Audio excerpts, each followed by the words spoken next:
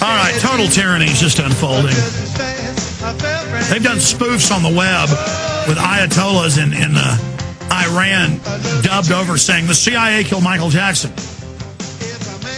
You know, my gut probably says they did. I mean, this is perfect timing when he died. Perfect distraction. We know they killed Princess Diana. That's on record. We know they killed JFK. They're comparing him to those people. What a diversion. What a distraction. For the rest of the hour, Mike Rivero joins us once a month, and I appreciate Mike coming on the show today. He joins us via video cam from the Big Island out in Hawaii, up at prisonplanet.tv as we simulcast on the radio show. Mike, I want to get into Michael Jackson, but then stop there in the next segment and get into all the real issues that people aren't focused on while they're busy watching the spectacle of the snapping turtle.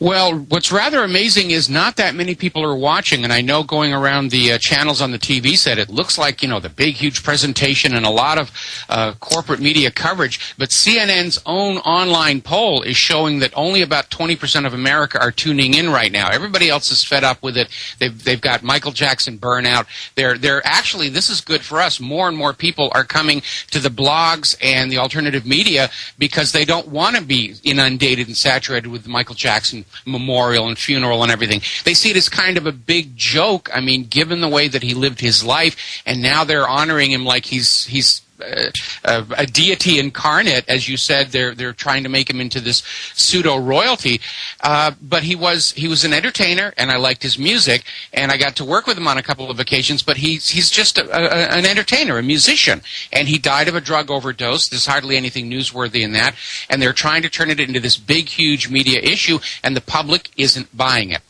Well, Mike, I didn't know you worked with a snapping turtle. I worked on a couple of his early rock videos. In fact, the first one was all the way back when he was still with the Jackson 5. And even then, I could see all the handlers surrounding him and all the agents and promoters and protectors and everything.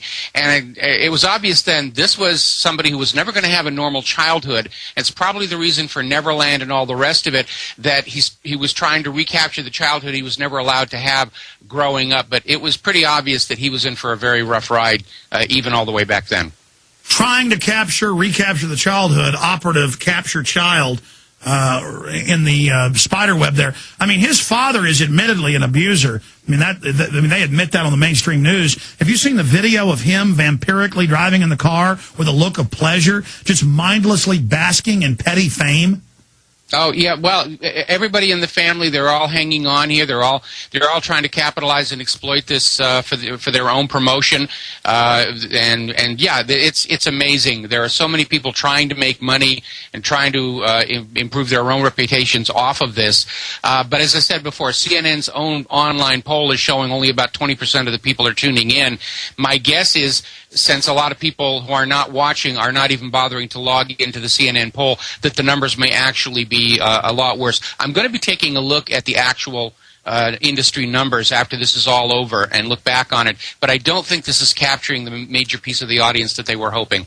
But this has happened over and over again. They will continue to assault us with OJ or Anna Nicole or whatever the new distraction is this week, even as the poll numbers drop, to keep all the real issues out of the news. And so when you're at a coffee shop, you got to hear people talking about Michael Jackson next to you.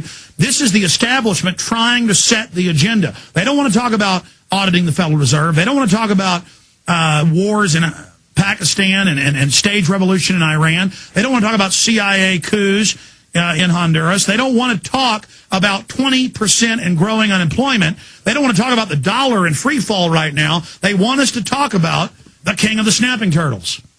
That's absolutely correct. And what's rather amazing, we've had some of our readers from our website who've been following the situation with Cynthia McKinney and the hijacking by Israel. They're calling TV stations like WABC TV, and they're being told by the newsroom, no, that is not news. Michael Jackson is the news. That is what we are covering.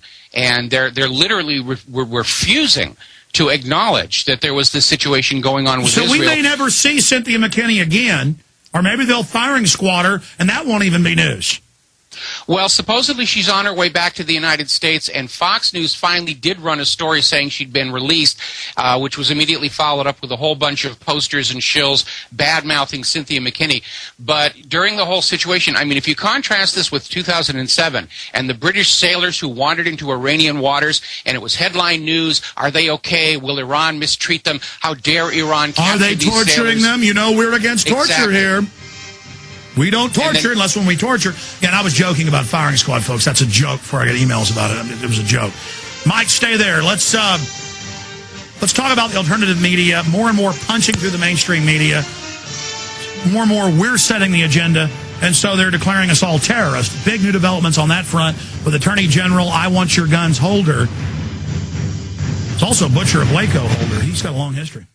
This is Alex Jones. Have you heard of the Millionaire Patriot? Well, you should. He has a free handgun and 5 days of firearms training waiting for you. That's right. You can attend 5 days of world-class gun training at Front Sight Firearms Training Institute and secure a 30-state concealed weapons permit, all for pennies on the dollar. Plus, if you act fast, the Millionaire Patriot will give you a free Springfield Armory XD pistol in the caliber of your choice. I believe now is the time that you and your family need to be armed and trained to levels that exceed law enforcement and military standards. Front Sight provides such training without any boot camp mentality or drill instructor attitudes. This is real. Don't miss out. Secure a Front Sight defensive handgun course, plus a 30-state concealed weapons permit for pennies on the dollar, and get your free handgun. Go to frontsight.com today. That's FRONTSIGHT.com. Go to frontsight.com for your training and free gun.